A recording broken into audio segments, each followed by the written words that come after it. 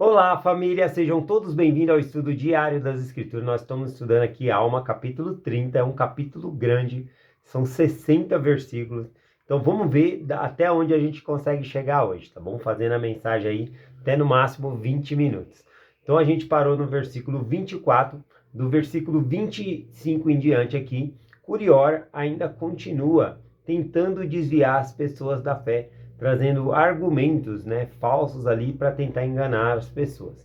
Então, vamos lá, a partir do versículo 25 ele diz assim: Dizeis que esse povo é culpado e decaído, por causa da transgressão de um pai. Eis que vos digo que o filho não é culpado por causa de seus pais. Aqui ele usa esse argumento, da queda de Adão, da transgressão, e que os filhos não podem ser culpados pelos pecados dos pais. Isso realmente é escritura. Nós vemos lá em Deuteronômio, capítulo 24, versículo 16, dizendo: Os pais não morrerão pelos filhos, nem os filhos pelos pais. Cada qual morrerá pelo seu próprio pecado. Então, era contra a lei ali, punir um por conta do pecado do outro. O que ele está misturando aqui? Ele está misturando a queda de Adão e Eva, a transgressão, como se nós fôssemos culpados. Espera aí, vamos ver um pouquinho aqui. Qual que é a crença da igreja a esse aspecto? Nós temos aqui a regra de fé. A segunda regra de fé diz o seguinte: cremos que os homens serão punidos pelos seus próprios pecados e não pela transgressão de Adão. Aliás, Adão, ele escolheu comer do fruto por si mesmo. Eva, ela acabou sendo enganada pelo inimigo ali, tá bom? Pela serpente. Mas Adão, ele não foi enganado. Veja o que Paulo diz aqui em 1 Timóteo, capítulo 2, versículo 14.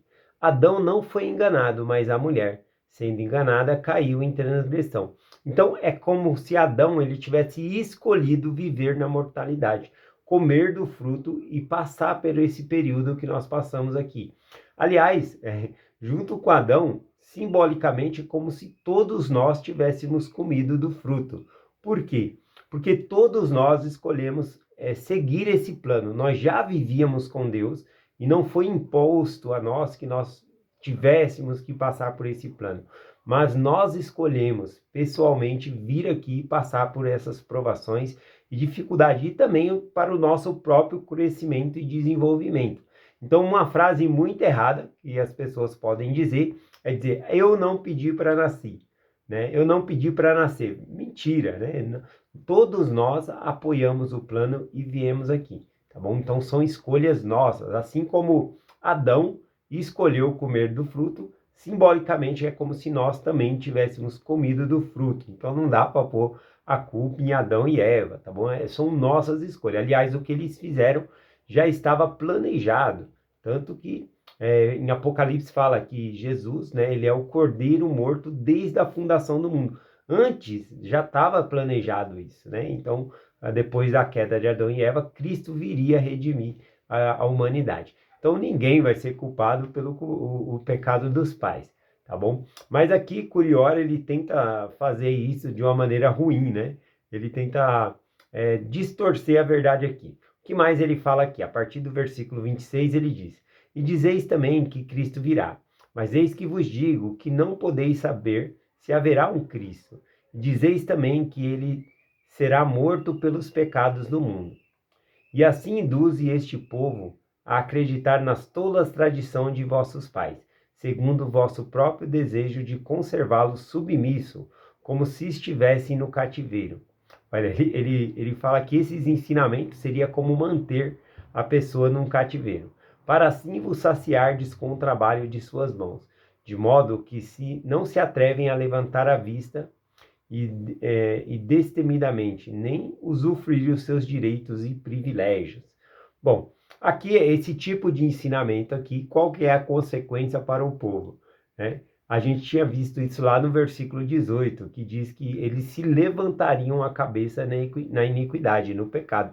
Para eles não se importaria de falar do pecado ou cometer pecado. Para eles estaria tudo bem, Então, esse tipo de ensinamento aqui, a gente tem que identificar como não é de Deus. Por exemplo, se é o ensinamento que está te ajudando a ler as Escrituras, que está te ajudando a aproximar-se de Jesus Cristo, é um verdadeiro ensinamento. Porém, que nem Corior, essas coisas que ele está ensinando aqui, só te afasta das Escrituras, só te afasta de Deus. Então, é facilmente identificado como um ensinamento falso. Versículo 28 aqui diz assim: sim, não se atrevem a fazer uso do que lhe pertence, a fim de não ofenderem seus sacerdotes, que os subjugam segundo seus desejos e fizeram acreditar, pelas suas tradições e os seus sonhos, e seus caprichos e suas visões e seus pretensos mistérios que não procedem de acordo com as suas palavras. Ofenderão algum ser desconhecido que dizem ser Deus, um ser que nunca foi visto nem conhecido e nunca existiu nem existirá. Então veja, né, que o argumento que Coriora ele traz aqui, né, é que as pessoas não se atrevem a fazer uso do que lhe é direito, porque eles têm medo de ofender um Deus, né, um ser que nunca existiu. Veja que esse argumento que ele traz aqui, né, quando ele fala que eles não têm coragem de usufruir, né, dos seus direitos e privilégios, aqui não significa direitos e privilégios de conquistar as coisas, bens materiais. Não há erro nenhum a pessoa querer uma casa confortável, um carro confortável, não tem problema nenhum com isso, tá bom? Aqui a questão é realmente do pecado, as pessoas vão começar a se levantar, né, na iniquidade, achando que nada é pecado, como ele mesmo vem ensinando aqui. Ora, quando o sumo sacerdote e o juiz supremo viram a dureza de seu coração, quando viram que ele injuriaria até mesmo Deus, não quiseram responder às suas palavras, mas mandaram amarrá-lo e entregá-lo nas mãos dos oficiais e enviaram à terra de Zaraera para ser levado à presença de Alma e o juiz supremo, que era o governante de toda a terra. Então, aqui eu acredito que eles fizeram muito bem em não dar ouvido, porque tem gente que não dá para debater, a pessoa já tem ali na mente dela aquela coisa, e ele começa a se exaltar cada vez mais nas palavras, e não deixa o outro falar. Nesse caso, né, não compensa nem conversar, tá bom? E é o que eles fazem aqui, manda para o juiz supremo lá. E aconteceu que, quando foi levado à presença de Alma e o juiz supremo, ele continuou a portar-se do mesmo modo na terra de Gideão. Sim, continuou a blasfemar. E falou usando palavras cada vez mais exaltadas diante de Alma. E insultou os sacerdotes e mestres, acusando de desviarem o povo, segundo as todas as tradições de seus pais, para saciar-se com o trabalho do povo. E disse então Alma: tu sabes que não nos saciamos com o trabalho deste povo, porque eis que eu tenho trabalhado desde o começo do governo dos juízes até agora com minhas próprias mãos para o meu sustento, e apesar de minhas inúmeras viagens por toda a terra, a fim de pregar a palavra de Deus a meu povo. Olha só que interessante. Aqui Alma Curiora acusa ele de se saciar com o trabalho do povo, ganhar dinheiro. E ele fala, não, pelo contrário, desde o começo eu tenho trabalhado na cadeira de juiz. Inclusive as minhas missões, né, que eu empreendo de viajar, eu custeio com o meu próprio dinheiro, eu não peço dinheiro para ninguém aqui. Então, a gente vê que Curior ele começa a mentir, e Curior sabe dessas coisas, mas ele começa a falar, né, que eles estavam usurpando ali o poder do povo, o dinheiro. Ele continua aqui, a resposta de Alma sobre isso está aqui no versículo 33, dizendo: não obstante o muito trabalhos que fiz na igreja, nunca recebi um cenine que fosse por meu trabalho, nem tampouco qualquer de meus irmãos, a não ser a cadeira de juiz, que então recebemos apenas o estipulado por lei pelo nosso tempo. Então, ele fala, olha, todo o serviço na igreja, semelhante ao que é hoje, né, na Igreja de Jesus Cristo dos Últimos Dias, que o trabalho ele é voluntário, não é um clero remunerado. Bispo, presidente de estaca, professores, presidente da Socorro, todo chamado numa ala ali na estaca, ele é voluntário, tá bom? No sentido de que não há clero remunerado, não recebem salário para fazer isso, ou algum tipo de bônus, nada disso. Então ele fala que ele recebia apenas o que era estipulado por lei, na cadeira de juiz, quando ele trabalhava ali na cadeira de juiz. E agora, se nada recebemos pelos nossos trabalhos na igreja, que proveito temos em trabalhar na igreja? É uma boa pergunta, né? Por que que eu e você tem um chamado na igreja e trabalha na igreja se a gente não recebe um salário para isso? Qual que é o nosso pagamento, então? Alma responde aqui, né, para ele dizendo: a não ser o de divulgar a verdade, a fim de regozijar-nos com a alegria de nossos irmãos. Então a recompensa é dizer a verdade e também ver a alegria dos outros irmãos, ajudar outros irmãos a se fortalecer na fé. Esse é o pagamento que nós recebemos, tá bom? Continuando aqui, versículo 35 em diante, ele diz: e então, por que dizes tu que pregamos a este povo para obter lucro, quando tu próprio sabes que nada recebemos? E agora acreditas que é porque enganamos este povo que há tanta alegria no seu coração? E Curior respondeu: sim.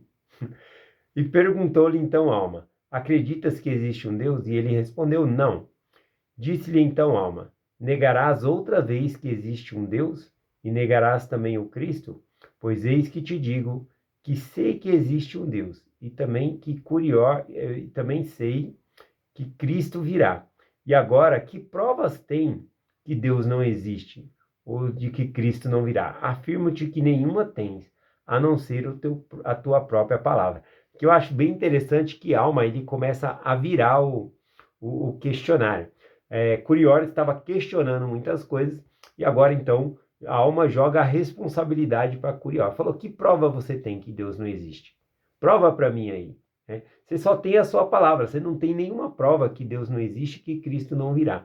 E aí então ele fica mudo, né? Não tem o que responder aqui. Curior não tem como refutar essa verdade, ele não tem alguma prova ali que Deus não existe.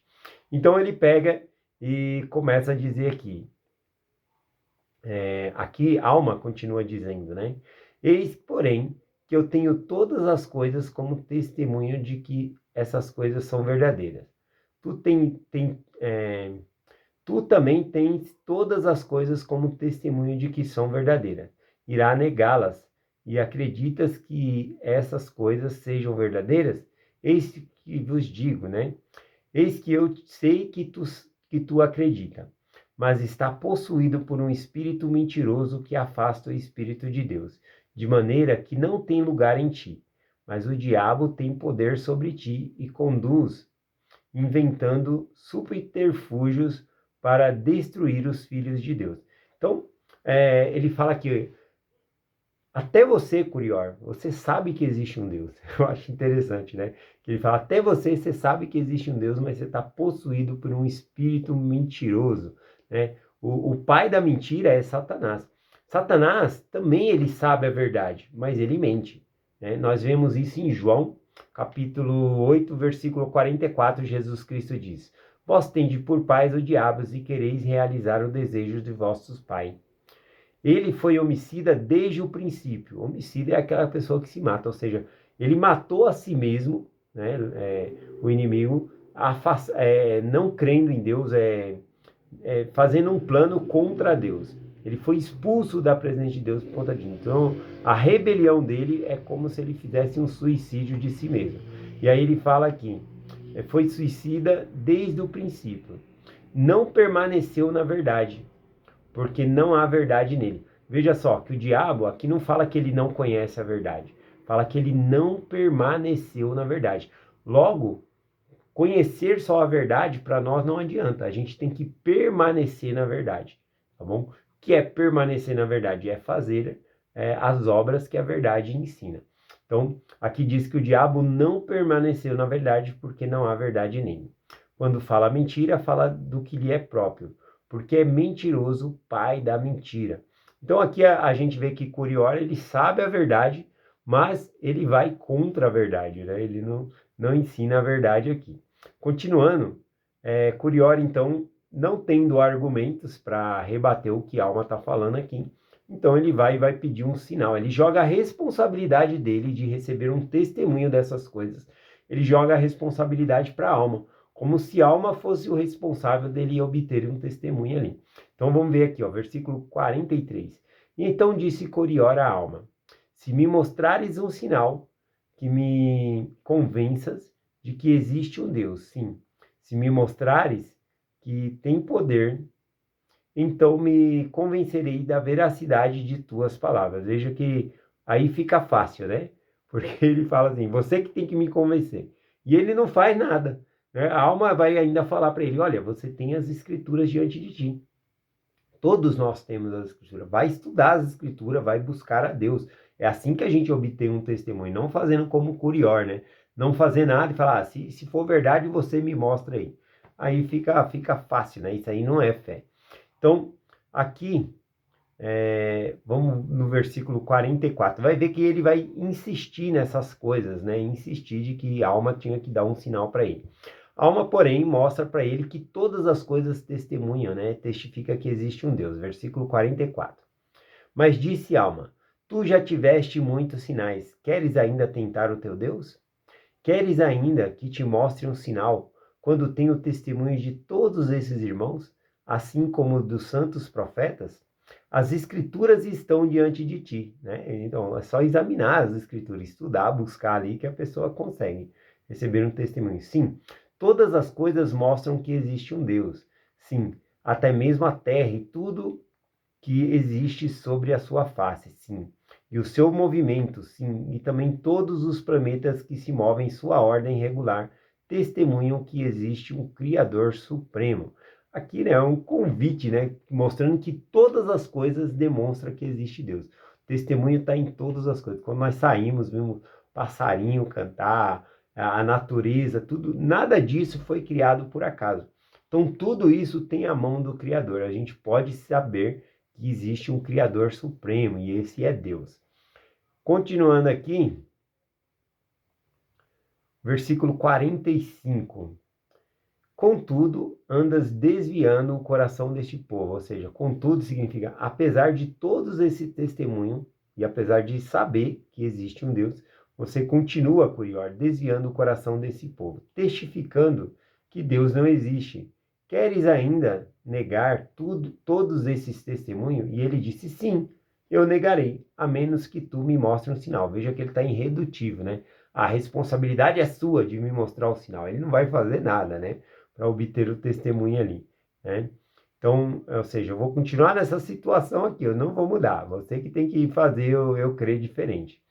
Versículo 46. E aconteceu que a alma lhe disse, eis que estou aflito pela dureza de teu coração, sim, por ainda resistir ao Espírito da verdade, e que poderá destruir-te a alma. Mas eis que é melhor perderes a tua alma do que seres um instrumento da destruição de muitas almas, por tuas mentiras e por tuas palavras lisonjeiras. Portanto, se negares novamente, eis que Deus te ferirá, de modo que ficará mudo, para nunca mais para que nunca mais abras a boca, nem enganes esse povo. Então aqui ele falou, se você negar de novo que existe Deus, você vai ficar mudo agora, né? Porque é melhor que você pereça, né? Do que todo mundo caia nessa iniquidade aí, que muitos acreditam. A resposta de Curior, ele volta um pouco atrás, né? A gente vê aqui no versículo 48 ele dizendo, disse-lhe então Curior, não nego a existência de um Deus, mas não acredito que exista um Deus. E digo também que não sabes que existe um Deus, e a menos que me mostre um sinal, não acreditarei. E disse então Alma, isso te darei por sinal. Ficarás mudo de acordo com minhas palavras, e afirmo-te que em nome de Deus ficarás mudo, de modo que não mais poderás falar. Ora, quando Alma pronunciou essas palavras, Curior ficou mudo, não podendo mais falar, conforme as palavras de Alma. E então, quando viu isso, o juiz supremo estendeu a mão e escreveu a Curior, estás convencido do poder de Deus, em quem desejavas que Alma te mostrasse um sinal? Quisera que tivesses afligido a outro para dar-te um sinal? Eis que ele te deu um sinal. E agora, continuarás a duvidar? Interessante aqui que o juiz supremo, né, ele estende a mão e ele escreve para Curior entender. Então é possível aqui que, além de ter ficado mudo, ele também tenha ficado surdo, né? Porque o juiz supremo teve que escrever para ele entender ali. E também ele vai ter que escrever para se comunicar com eles agora.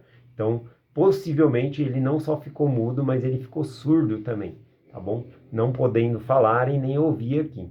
E eu achei interessante quando o juiz supremo escreveu para ele assim: quisera que tivesse afligido outro para dar-te um sinal. Acho que aqui Curior pensou, ele vai dar um sinal no céu, vai dar um sinal em outra pessoa, mas não. Se ele queria um sinal, o sinal veio nele. O sinal foi ele que ficou mudo. Não faria sentido nenhum. Para provar que Deus existe, tal pessoa vai ficar mudo? Não, você. Aliás, a consequência é de cada um. Se nós não cremos em Deus, a consequência vai ser nossa, né? Nós que não seremos afastados da presença de Deus, tá bom? Então, é nossa responsabilidade buscar a Deus. Vou finalizar por aqui, então. Amanhã a gente continua. Terminei aqui no versículo 51. Lembrando que lá em Mateus, capítulo 16, também os judeus pediram um sinal a Jesus Cristo para mostrar que ele era o Cristo. Que sinal ele pudesse mostrar. E ele disse, né, uma geração má e adúltera pede um sinal, não se dará outro sinal senão o do profeta Jonas, simbolizando ali que assim como Jonas ficou 3 dias dentro do ventre do peixe, Cristo ele ficaria 3 dias no seio da terra e depois ressuscitaria. Esse seria o sinal para os judeus. Mas mesmo diante desses sinais, eles não acreditam. Muitos ali não acreditam também. Então, não é sinal que converte uma pessoa. Amanhã a gente continua a partir desse ponto aqui que Curior ele foi amaldiçoado, né? Ficou mudo aqui e possivelmente ficou surdo também. Então compartilho essa mensagem com vocês, mostrando que todas as coisas mostram que existe um Criador Supremo. Quando nós olhamos no espelho, nós vemos a imagem e semelhança de Deus. Quando nós olhamos para as outras pessoas, a gente tem que enxergar a imagem e semelhança de Deus. Então, todas as coisas demonstram que Deus ele existe. Tá bom? E é essa mensagem que eu compartilho com vocês, em nome de Jesus Cristo. Amém. Até amanhã.